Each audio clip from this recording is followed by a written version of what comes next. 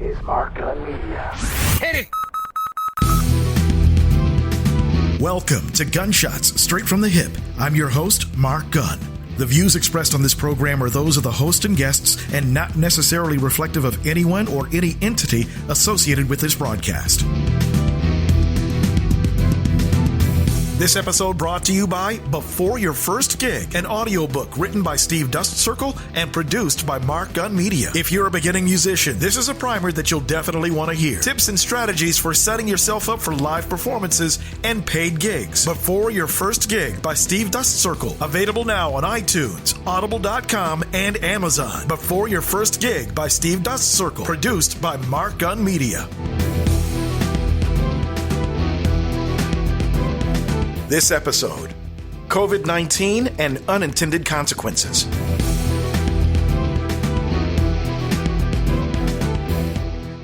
As Americans continue to brace themselves for what appears to be a new normal as we continue to learn more about the COVID-19 virus, there are a lot of unintended consequences that people all over the country are trying to reconcile.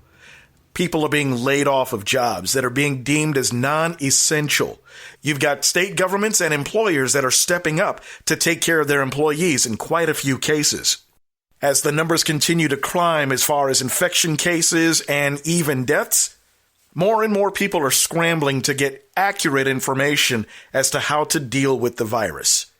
Yes, you've heard all of the steps that you can take as far as social distancing is concerned, constantly washing your hands for 20 seconds at a time, keeping your throat moist with warm liquid. You may not have heard that one. People wearing latex gloves and respirator masks. There's a whole shortage of those that I'm not even going to get into because we've got a lot of health workers that are at risk at the moment. Now, as far as the federal government's response, well, you've got a few senators that are being responsible, and they are putting their muscle behind the governors of their states. Then again, you've got the White House, and I'll get into that a little bit later. But before I get thrown off track, one of the unintended consequences of the COVID-19 virus. As you probably know, more and more Americans are starting to work from home, which means that they need to make sure that their internet connections are strong enough and fast enough for the work that's required by their employers. Being an IT professional myself, part of my job is to handle a lot of these calls. Now, one of the other things that we have to think about, and this is something that I talk about quite a bit when I'm working with people with internet, are parents and grandparents. We're all in self-isolation because the governors and mayors are telling us to do this.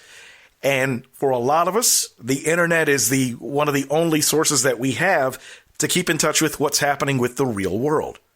For your moms, dads, grandmoms, and granddads, that internet connection is so important because it, in a lot of ways, is the only way that they have to keep in touch with you.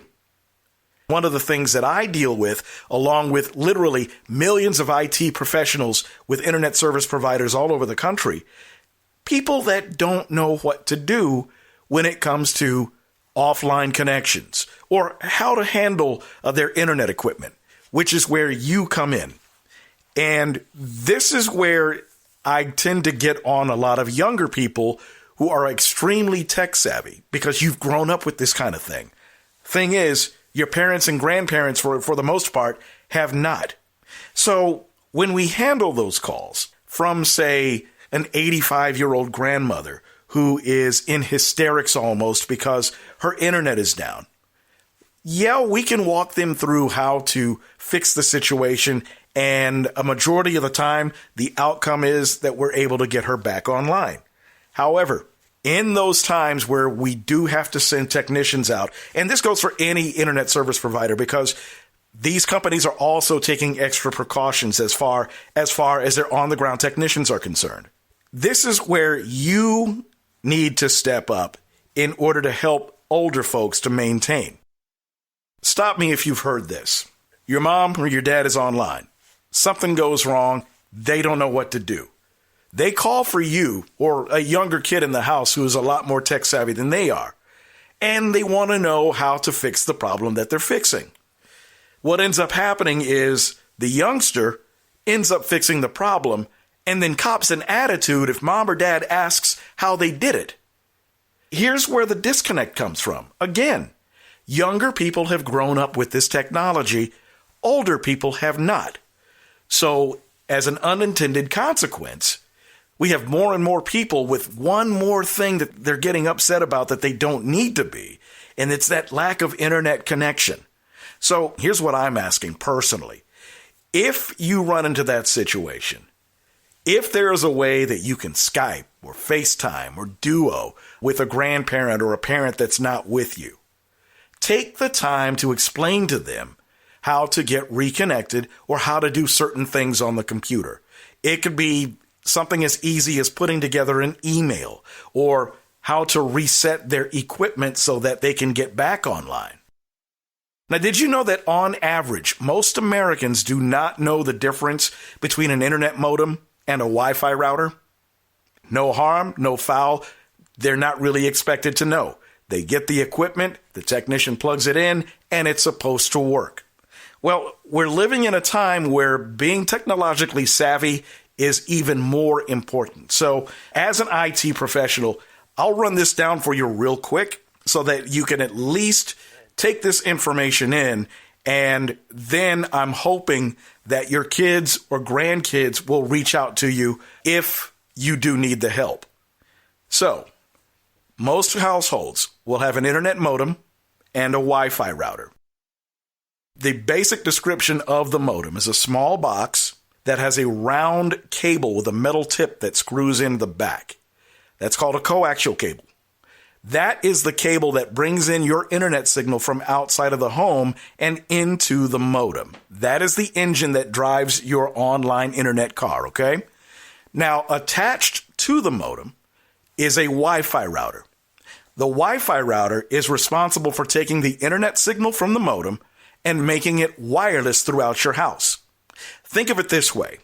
Your internet modem is a water hose, okay? The Wi-Fi router is a sprinkler.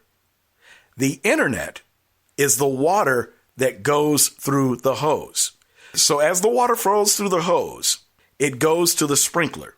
And if the signal is intact, or if you don't have any leaks in the hose, you're going to have a pretty decent internet signal. However, things do go wrong. Say you go offline. You can equate that to maybe there being a kink in the hose. Or maybe you're not getting enough water pressure out of the sprinkler. There's something going on between the hose and the sprinkler that's keeping you from connecting properly, okay? So if you can keep that concept in mind, you've got a pretty good visualization as to how Wi-Fi works. So in order to, and this is the most basic of fixes when you have an internet problem. If you happen to go offline, what we typically ask you to do, and you've probably done this at some point, is to unplug the power cord to the modem and unplug the power cord to the Wi-Fi router, okay? Or in other words, you're turning the water off so that you've got no water flowing through the water hose. In 10 seconds, you plug the power back into the modem. Now remember, that's the device that has the round cable that sends you the internet from outside. What you want to look for on the modem in order for it to be fully reset, depending on the model of the modem that you have, is an online light. It might look like a globe. It might actually say the word online, something to that effect. When you have that light, chances are you've got an internet signal coming into the modem. The next thing you need to do is feed that signal back to your Wi-Fi router. By plugging in the router, depending on the make and the model, it'll take anywhere from 30 to 60 seconds to fully reset. If you look on the router, you're going to see a couple of things. You'll actually see the power button, you'll see an online button, and you're going to see a couple of numbers. 2.4 gigahertz or GHz and 5 gigahertz or GHz. Those symbols, and I'll explain those in a minute, once you get the router back online, you should, for all intents and purposes, have an internet connection. That's the basic thing. Now, if after you've done that, you still don't have internet, that's when you call your internet service provider. Or you call your kid. But give your internet service provider a call, okay? Now, to quickly explain the 2.4 and the 5 gig signals on your router. Those are different frequencies. They act like radio frequencies, AM and FM radio. That would be the best analogy to use. So for your 2.4 connection, that is designed to give you wider coverage throughout your home or apartment. Typically, you would connect tablets, smartphones, laptops, anything that you're using that's away from the modem and router. The 5G connection gives you a faster wireless speed, but it doesn't give you as much range. So to break that down, think of 2G and 5G as AM and FM radio signals. So you know how you're driving in the country, right? And the radio station you're listening to is nice and clear, no interference anywhere. And then when you get to a closely populated area, you start getting stations to overlap and that type of thing. Think of your Wi-Fi router operating with literally hundreds of other Wi-Fi routers in your neighborhood. Every now and then, you get signals that crash. That can cause you to lose your connection from time to time. All right, so that's your AM signal or your 2G. The FM or 5G, again, gives you a stronger, faster connection, or an FM signal is stronger, cleaner, and clearer, but it doesn't give you as much distance. You're limited by the strength of the FM signal. So keep those things in mind. And one simple rule of thumb is if you can put it in your pocket, you want to connect it to the 2G. If it's a gaming system, streaming TV, desktop computer, or you're working in a stationary area, you want to connect that to the 5G. Now, if you have any questions about any of this, contact your internet service provider. Doesn't matter who it is, the technicians there will be more than happy to give you more information about it. Or you can Google internet connections and Wi-Fi. There's a complete explanation of all of that. Hopefully, that breaks it down for you, makes it a little easier for you to understand. So as we get more and more people getting online for work and school, more and more of these things are going to happen. And your internet service provider is being deemed as an essential service by a lot of city and state governments. So the pressure is going to be on them to make sure that you stay connected. So again, if you are a younger person and you are extremely tech savvy, please, if mom, dad, gramps asks, please help them out. Because again, for a lot of them, it's the only way they have to keep in touch with you. Speaking of keeping in touch, who's doing a better job when it comes to keeping you safe from COVID-19? More after this. This is Mark Gunn Media. Hit it! Hey, what's up? This is Mark Gunn. I have an audiobook that I collaborated on with author Steve Dustcircle. It's called Before Your First Gig. It's written specifically for the new band or artist just getting started. In about 15 minutes, we will give you the blueprint for setting up to give live performances, marketing your band, and making your music presentable to the masses and the audience that you're going after. Thousands of dollars in sound advice for, get this, $3.99. That's right, $3.99. To download your copy, simply go to my website, markgunmedia.com. That's markgunmedia.com, and the link is on the homepage. It's available from Audible, iTunes, and Amazon. Just click the link that you prefer. As an added bonus, with the proof of purchase, I'll send you the Mark Gunn Media Artist Starter Kit at no additional cost. In it, you'll find all the resources you need to learn about music licensing and publishing, how to register your music with BDS and SoundScan in order to get radio airplay. There's also information about how to become a member of ASCAP and BMI. All the forms you need are included. And finally, the relationship between music and money, how you can cash in. Once you've downloaded your copy of Before Your First Gig, send me an email confirmation by going once again to the website, markgunmedia.com, and hit the Contact Us link. Just give me the name of one of the chapters you heard and any feedback about the book that you may have, and I will send you that Artist Starter Kit. Thousands of dollars worth of information for just under $4. You won't find this anywhere else. Remember, go to markgunmedia.com and download Before Your First Gig from the link on the homepage. Reach out with your proof of purchase by giving me the name of one of the chapters you heard, and the Mark Gunn Media Artist Starter Kit is yours at no additional cost. Mark Gun Media. No hype, no hoopla, just damn good work.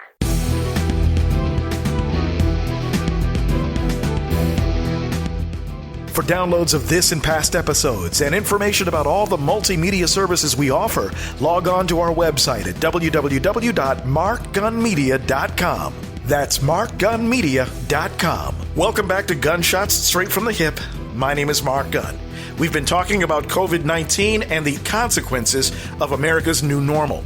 We talked about how the internet is becoming more and more important as employers start to send more of their employees home to work.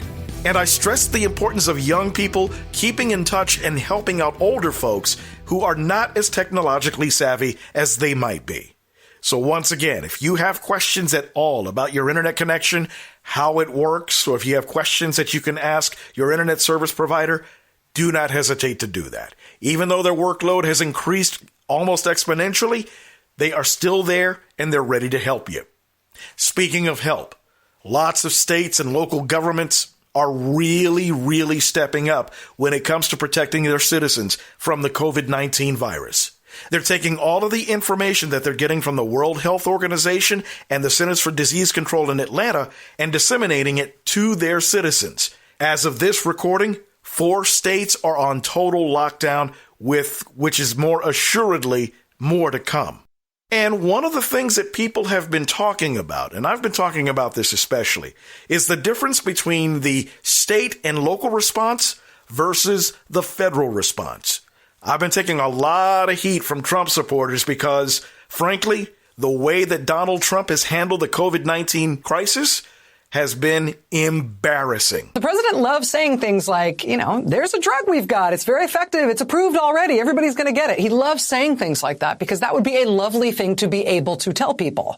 Unless, of course, that's not true, in which case telling people a fairy tale like that is cruel and harmful and needlessly diverting and wildly irresponsible from anyone in any leadership role. It's actually wildly irresponsible if somebody said that to you from a bar stool, if any of us could go to bars anymore. But to get that from somebody at the presidential podium, nevertheless, he keeps doing it. In the weeks leading up to now, we have repeatedly heard claims from the president that the virus was well contained, that it was well under control, that it was going to disappear. Remember that? Like a miracle, he said it was going to disappear. In terms of material, tangible promises, President Trump claimed that we'd have 1.4 million tests available this week. Of course, we've seen nowhere near that. We've got about a tenth of that. Last week, Trump announced that Google was developing a website to help people decide if they needed testing and where they could go to get it. It was going to be very quickly done, he said, unlike websites of the past.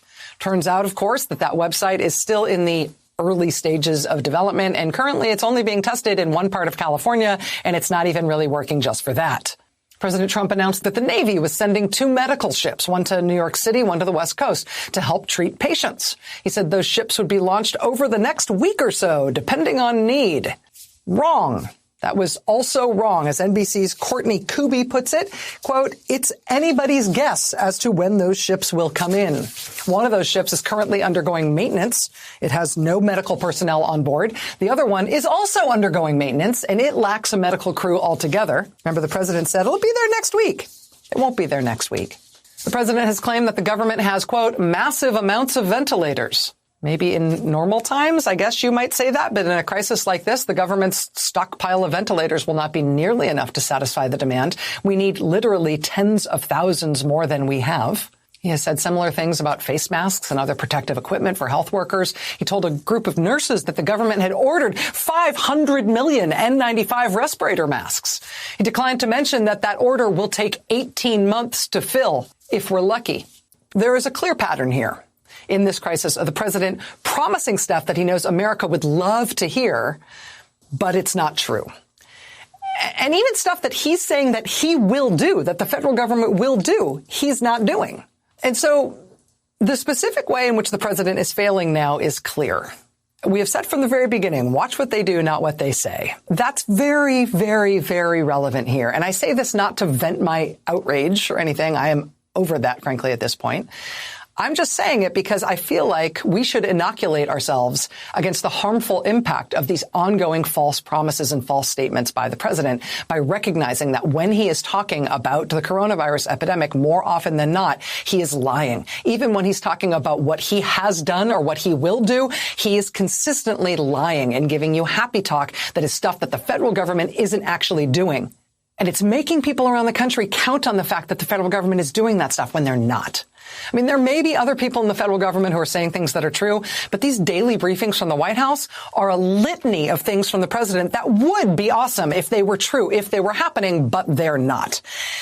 And so the sooner we come to terms with that, I think the better for all of us. If it were up to me, and it's not, I would stop putting those briefings on live TV. Not out of spite, but because it's misinformation.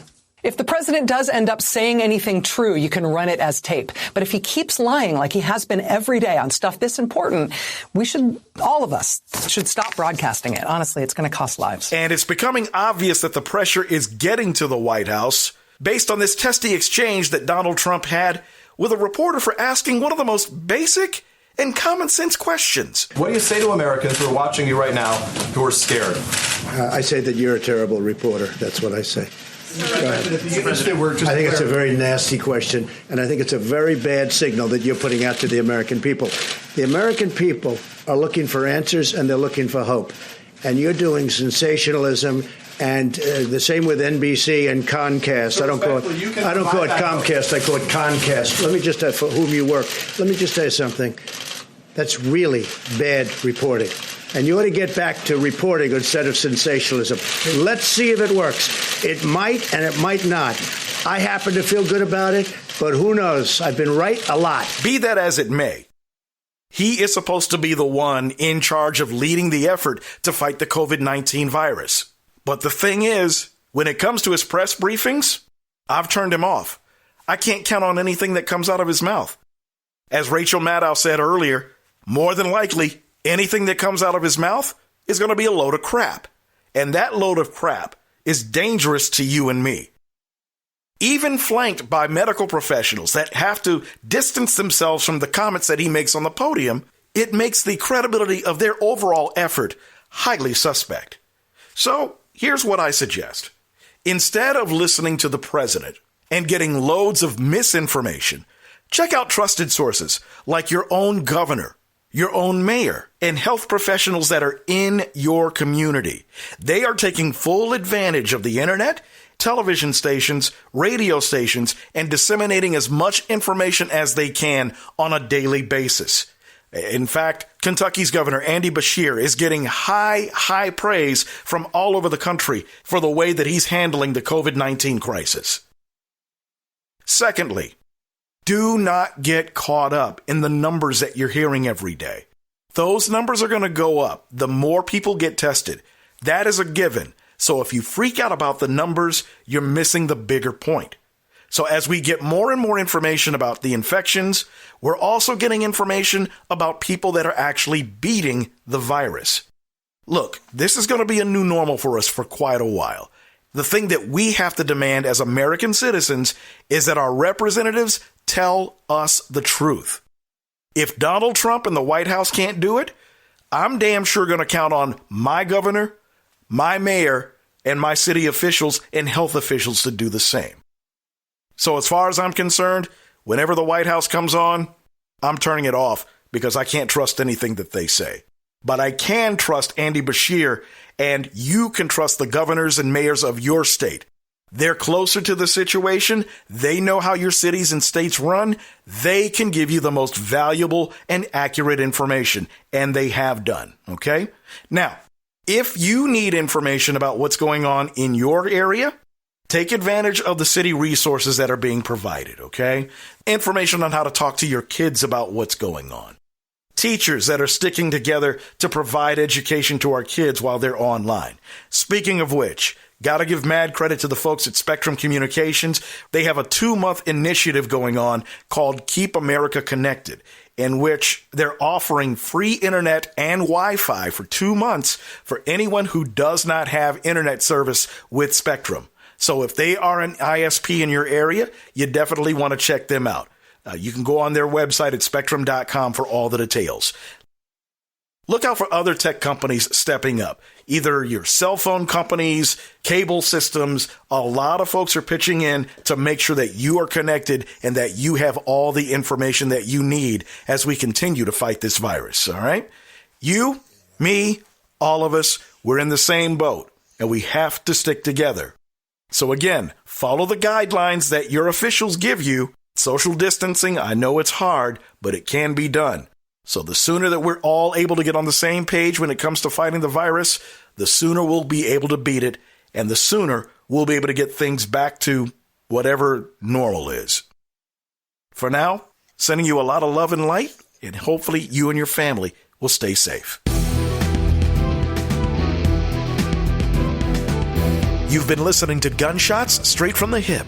The views expressed are those of the host and guests and not reflective of any business entity or anyone associated with this broadcast. If you have any comments or want more information on how to be a sponsor, log on to our website at markgunmedia.com or call us at 502-407-0283. That's 502-407-0283. Thank you for listening. Mark Gun Media. No hype, no hoopla, just damn good work.